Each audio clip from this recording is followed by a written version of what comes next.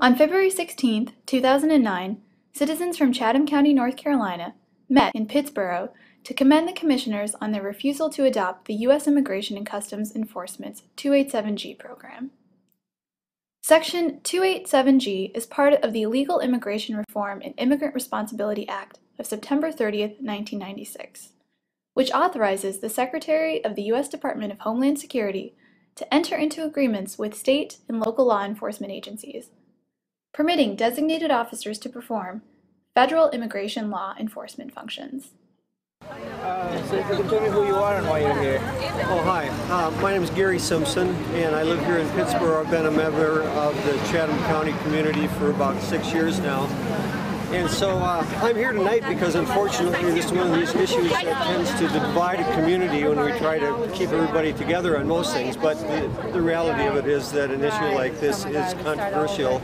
In fact, for whatever side you're on, it kind of becomes a sacred cow in a way for everybody. And what I'd like to see is a bit of milk of the human kindness come out of this cow. Are we really the people who are going to separate families?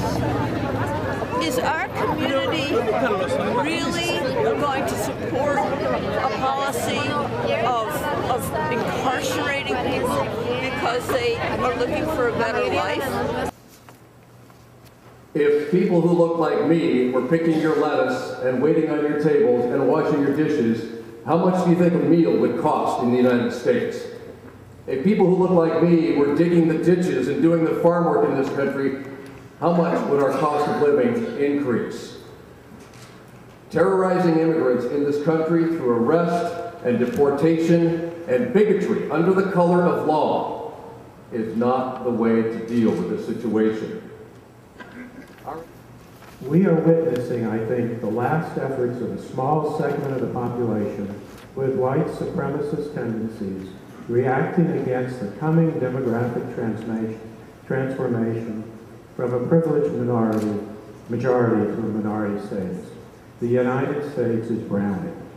It's time to embrace the diversity of the entire human family and learn to live together in harmony. These illegal immigrants have become integral to our country. They who have suffered have, showing astonishing patience and perseverance, given us a model of hope. Now this negativism has returned with the same old prejudices, spouting the same old racial fears, urging that we seize and deport the current group of illegal immigrants, breaking up families, smashing civil rights, adding another stain on the American story. If you want to know why you made the right decision when you passed this resolution, you don't have to read reports from human rights organizations, civil organizations, or the media. All you need is the report of the North Carolina Sheriff's Association to the Joint Oversight Committee of our state government. Because the statistics shown in this report show that the 287G program does not do what it's advertised to do, and does not do what it was intended to do.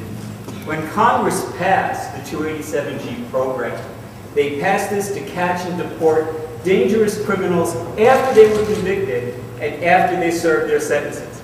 This report shows that it doesn't work.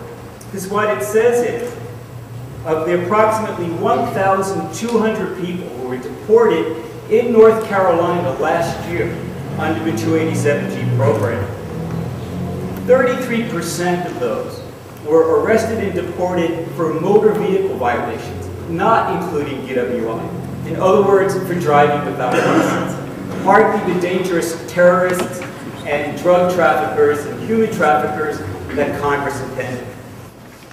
A major reason why Chatham County should not sign on with 287G is a selfish one. Finances. We are in tough economic times. Budgets are short. Everyone, including I'm sure county government, is having to cut back on expenses. The school system has a shortfall and has begun cutting positions. As a taxpayer, I have serious problems with the possibility of the county taking on a large financial burden as this, which has such few potential benefits. The most frightening thing in this report, it says, is that Immigration and Customs Enforcement does not keep standardized statistics. Now, I work for a small nonprofit, And we document every single thing that we do that's successful to tell our funders, because we want to show that we're doing a good job. Now, why does ICE not keep statistics on what they do? Why don't they keep statistics on who they arrest and what they were arrested for? I think the fact that ICE does not keep statistics speaks for itself.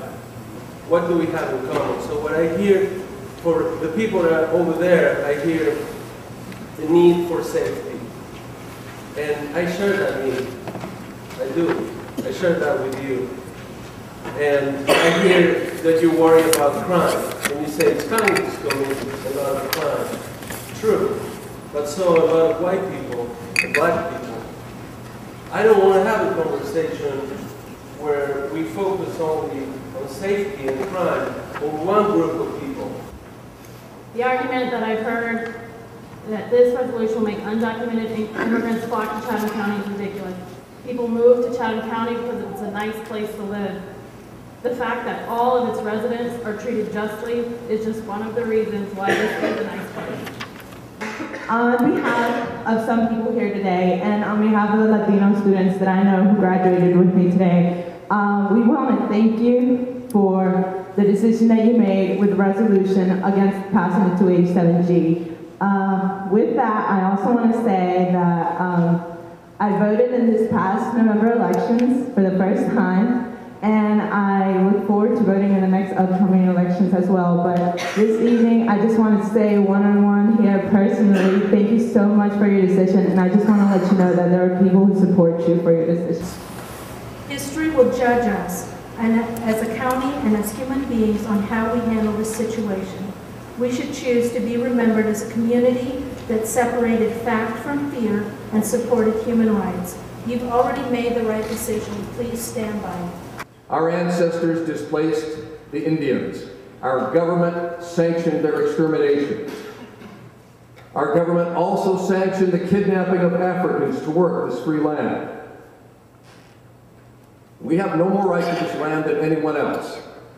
Every citizen of this country, every human being who is here has a right to food, to water, to medical care. Deporting people, terrorizing their neighborhoods, splitting up their families is not going to help any of us. Breeding conflict in our neighborhoods is not going to help any of us. Is there scarcity in this country? Yes, but it's not because of the poor. So don't blame them.